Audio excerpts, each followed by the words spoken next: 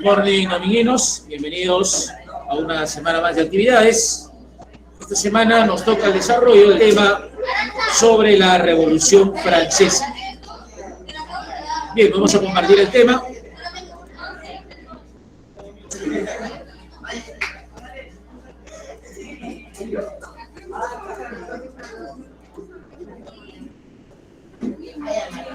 Muy bien. Ahí tenemos el tema.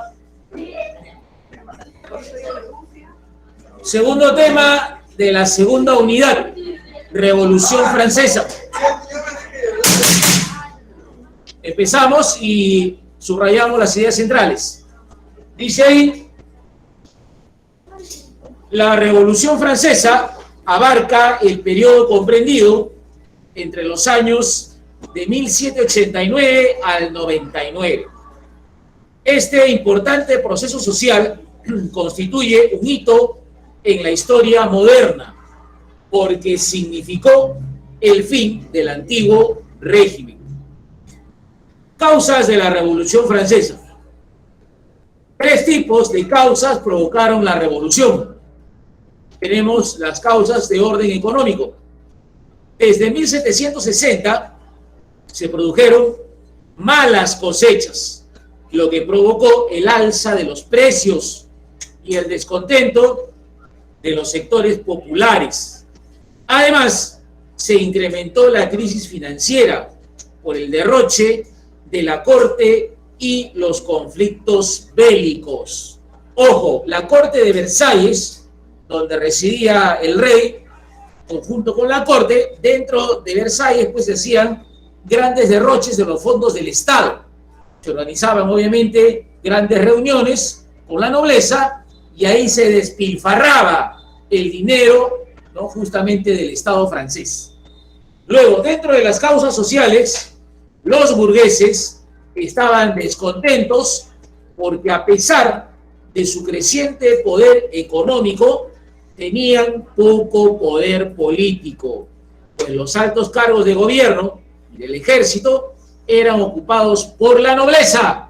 Bueno, hasta ese momento, estamos hablando del siglo XVIII, todavía los burgueses eran pues marginados por la nobleza. Los burgueses tienen gran poder económico, tienen dinero. Lo que no tienen es el acceso al poder político, ¿no?, que está pues en manos de la nobleza. Entonces dice, además, consideraban injusto que solo el tercer estado al cual pertenecían pagara impuestos. Bueno, en la Francia del siglo XVIII habían tres estamentos importantes. Arriba se encontraba la nobleza, luego se encontraba el clero y posteriormente el tercer estado, donde estaba el pueblo. Pero en ese tercer estado también están los burgueses. Entonces ellos, junto con el pueblo, pagan pues impuestos al Estado. Sin embargo, la nobleza y el clero no lo hacían, ¿no? A pesar de que pudiendo hacerlo, no lo hacían. Y dentro de las causas ideológicas, en las ideas, la influencia de las ideas liberales e ilustradas hizo que los ciudadanos tomaran conciencia de que el Estado debía respetar sus derechos. Inicio de la revolución. El apoyo a la revolución de las 13 colonias, un periodo de malas cosechas y los excesivos gastos producidos por la corte de Versalles produjeron una grave crisis económica en el Estado francés. Ya habíamos mencionado en la clase pasada que Inglaterra se va a enfrentar a Francia en la Guerra de los 7 años. Y es más, ¿no?, los ingleses tienen que justamente hacer frente a la ocupación de tropas francesas que están apoyando a los colonos. Entonces, eso va a ir desgastando, obviamente, al Estado francés, que tiene que enviar tropas, tiene que enviar dinero, ¿no?, a las colonias francesas para apoyarlas en su guerra de independencia. Pero también el enorme derroche que se hacía, ¿no?, del dinero en la corte de Versalles. Y quien encabezaba ese derroche de dinero era la reina, María Antonieta, ¿no? María Antonieta no era francesa, era de origen austriaca, era hija de la emperatriz María Teresa de Austria. Y desde niños, la emperatriz María Teresa, junto con el rey francés Luis XV, habían acordado ya el matrimonio de sus hijos, ¿no? En este caso, el heredero, que era el Delfín, el futuro Luis XVI, y esta princesa de origen austriaco, que era María Antonieta. Ella es la que va a encabezar el derroche de los dineros del Estado en la corte de Versalles, ¿no? Y entonces, dice acá, para afrontar estos problemas, el rey Luis XVI nombró en 1774 al liberal Anne Robert Turgot como inspector general de finanzas. No obstante, fue muy impopular entre la nobleza por imponer un régimen de austeridad fiscal, por lo cual fue obligado a dimitir. Bueno, Turgot, ¿de qué se da cuenta? Que hay derroche de dinero. ¿Y qué es lo que hace Turgot? Trata de cortar ese derroche, ser austero, que el Estado gaste muy poco. Austeridad. Entonces, eso no le va a gustar a la nobleza. Ya se había acostumbrado al derroche. Entonces, por eso es que la nobleza va a obligar a que el rey lo destituya a Turgot del cargo.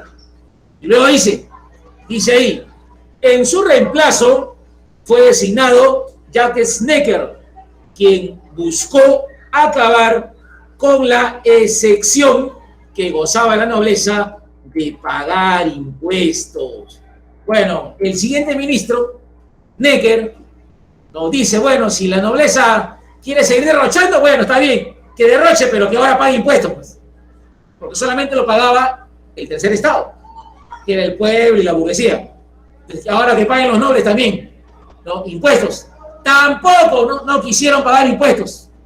A pesar de pudiéndolo hacer, se niegan a pagar impuestos. Entonces dice, el rey, presionado por la nobleza, destituyó a Necker en 1789. En ese mismo año, 1789, el rey decidió convocar a los Estados Generales, una asamblea consultiva formada por 3 estamentos, la nobleza, el clero y el Estado llano. El Estado llano lo forma el pueblo y la burguesía, con la finalidad de aprobar nuevos impuestos. El 5 de mayo del mismo año, en el Palacio de Versalles, se iniciaron las sesiones de los Estados Generales con 1.139 diputados, 270 de la nobleza, 291 del clero y 578 del Estado llano. Entonces, estos Estados Generales eran algo parecido a un parlamento.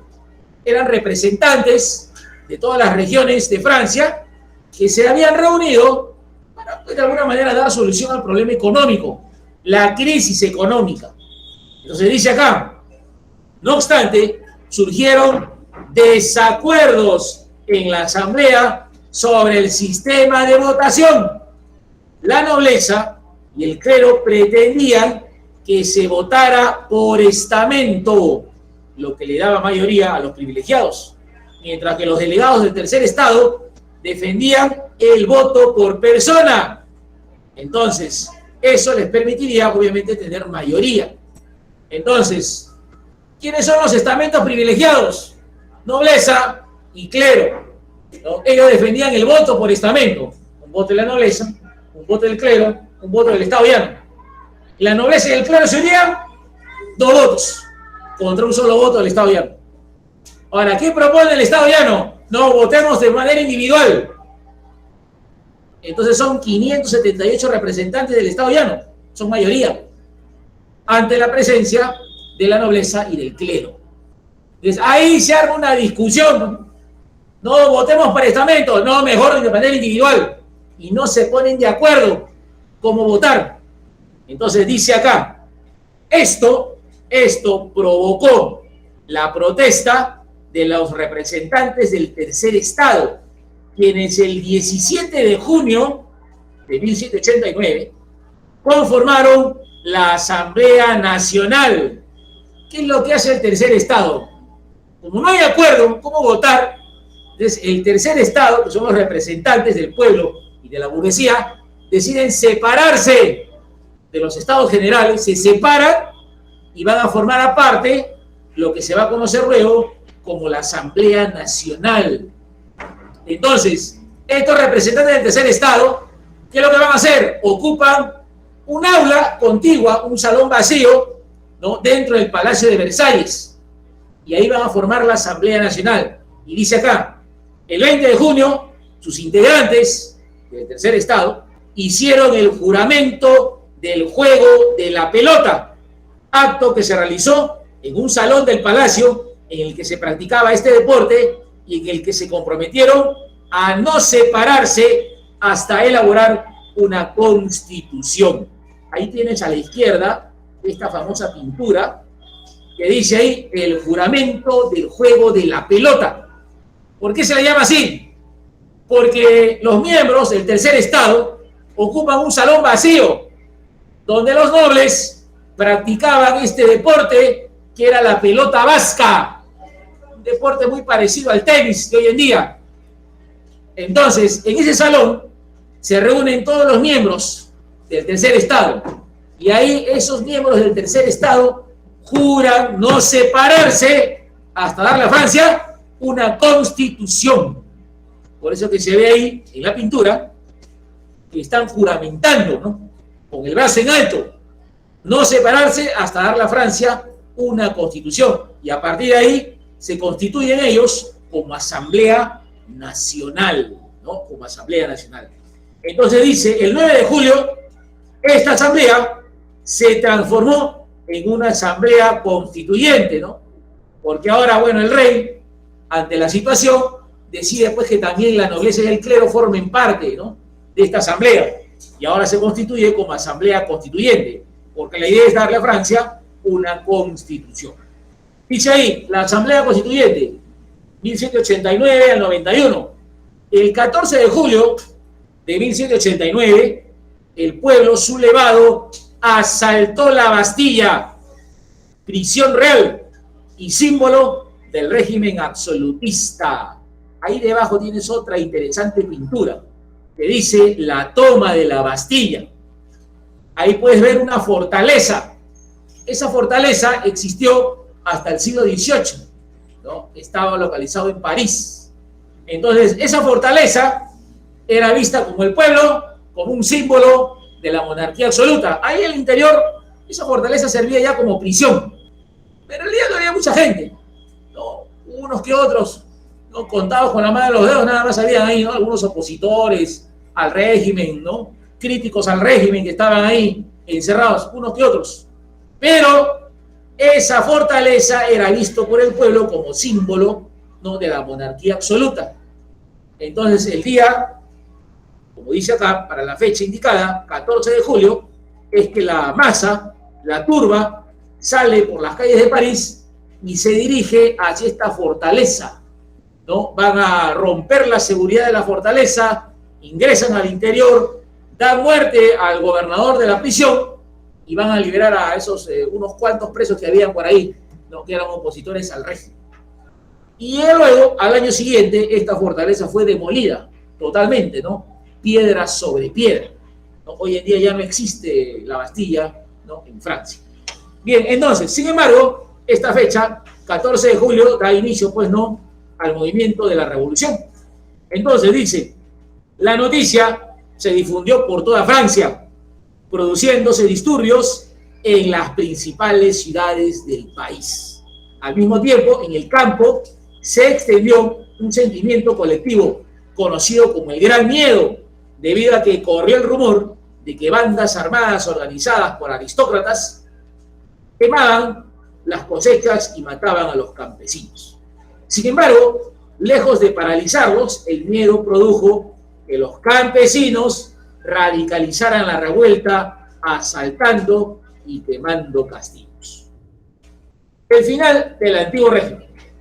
El 4 de agosto del mismo año, 1789, la Asamblea Constituyente abolió, o sea, eliminó los privilegios señoriales y el 26 de agosto aprobó la Declaración de los Derechos del Hombre y del Ciudadano, ¿no?, documento importantísimo. En este documento se plasmó la idea de un nuevo orden político bajo los principios de igualdad, libertad, fraternidad, soberanía popular. Esos principios estaban ya plasmados en las ideas puesto de la Ilustración, ¿no?, de los filósofos franceses del siglo XVIII. Entonces, dice acá, en junio de 1789, Luis XVI, que es el rey de Francia, y su familia intentaron fugar, pero fueron capturados, ¿no? Entonces, ya para ese año, el rey decide, pues, ¿no?, ante los hechos que ocurrían, entonces decide iniciar la fuga junto con su familia. Se van a disfrazar de panaderos, salen de Versalles rumbo a la frontera con Austria, y estando muy cerca, ¿no?, en la localidad de Varennes, ahí van a ser reconocidos. De inmediato, la guardia los va a regresar otra vez a la ciudad de París, ¿no?, a la capital. Entonces, dice acá, este suceso acrecentó los temores del pueblo de un gran complot entre la aristocracia y las potencias europeas, lo que provocó saqueos contra las propiedades de la nobleza. En septiembre, la Asamblea promulgó la Constitución de 1791, que convirtió a Francia en una monarquía constitucional con separación de poderes. Entonces, la primera Constitución de Francia establece el sistema ya de monarquía constitucional. Se respeta la figura del rey, pero ya hay una constitución de por medio, por lo tanto debe haber un parlamento, un congreso. Una monarquía al estilo inglés. Entonces, dice acá, la guerra contra la revolución. A principios del año de 1792, Austria y Prusia, atemorizadas por la posibilidad de que la Revolución Francesa se extendiera en sus territorios, firmaron una alianza militar y atacaron a Francia. Al inicio, la guerra fue desastrosa para los franceses, pues los ejércitos austriacos y prusianos invadieron el país. O sea, Austria y Prusia empiezan la invasión del territorio francés. No obstante, la marcha de voluntarios hacia los campos de batalla contribuyó a expandir el fervor revolucionario. Entonces, ante la invasión, ¿no?, de austriacos y de prusianos, se llama pues al reclutamiento voluntario de la población para que defienda el país. Y dice acá, la Marsellesa, himno nacional francés, fue compuesto entonces, ¿no?, en ese momento, ¿no?, en que la Francia está siendo invadida por otras potencias, es que se compone, ¿no?, el actual himno nacional francés. Muy bien, entonces, dice ahí, la convención, ante las sospechas de que el rey estaba conspirando contra la revolución, el 10 de agosto de 1792, un grupo de parisinos, liderados por los sans-culottes, milicianos radicales, asaltó el Palacio de las Tullerías con la intención de tomar como prisionero al rey. No obstante, la familia real se encontraba refugiada en la Asamblea Legislativa. Bueno, posteriormente al rey Luis XVI se le va a encontrar correspondencia que estaba manteniendo con las potencias extranjeras y estaba pues complotando contra la revolución. Por eso es que después se le abre un juicio sumario y se le va a condenar a muerte, ¿no?, por alta traición. Entonces dice acá, en septiembre de 1792, la Comuna de París, que gobernaba la ciudad, ordenó la masacre de un gran número de prisioneros entre aristócratas y el clero refractario, es decir, quienes no habían jurado lealtad a la revolución, y presos comunes. Bueno, durante la revolución se van a confiscar los bienes de la iglesia francesa y se le obliga al clero francés a que jure lealtad al Estado.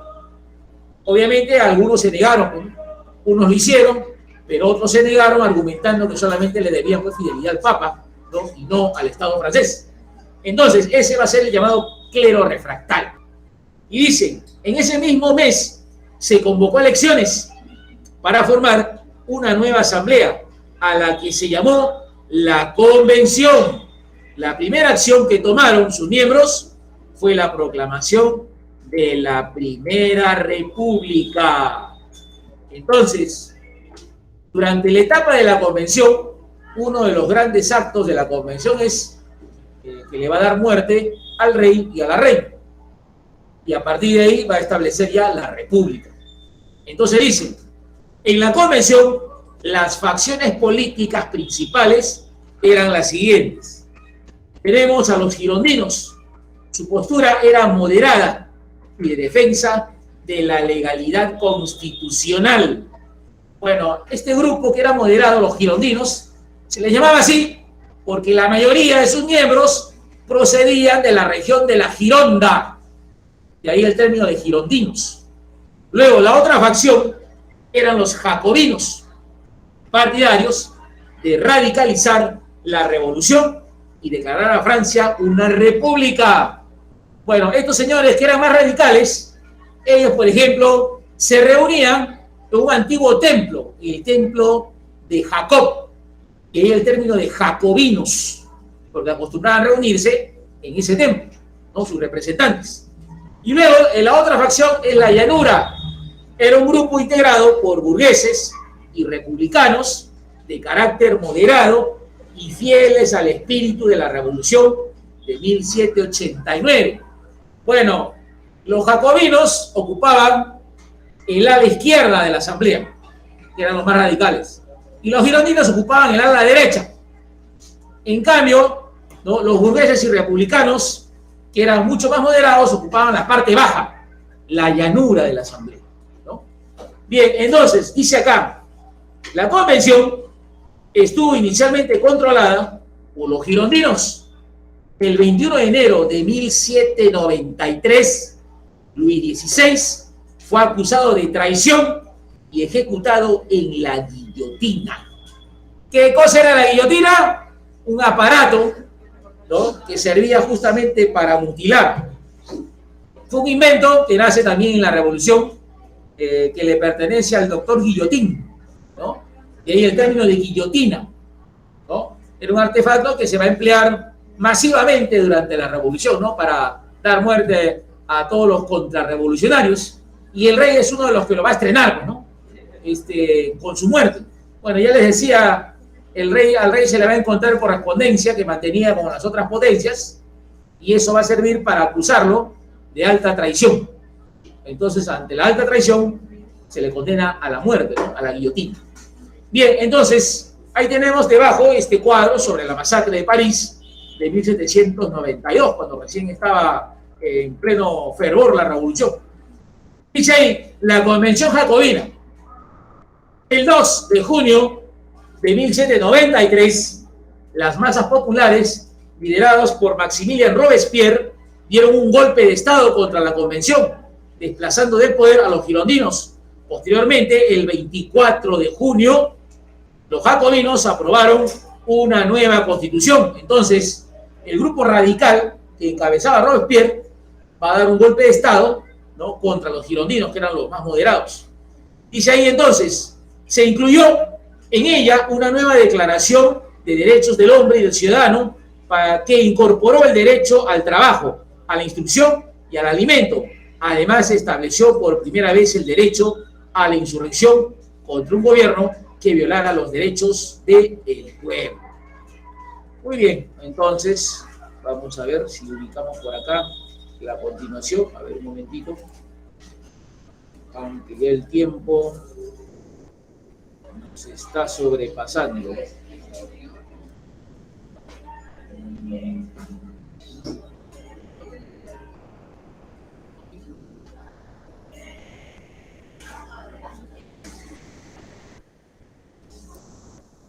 Bien, bueno,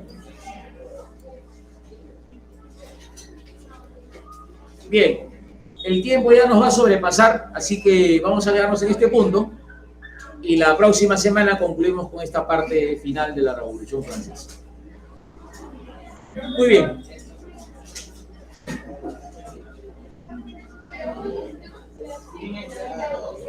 vamos concluyendo ya con la grabación de la sesión el día de hoy.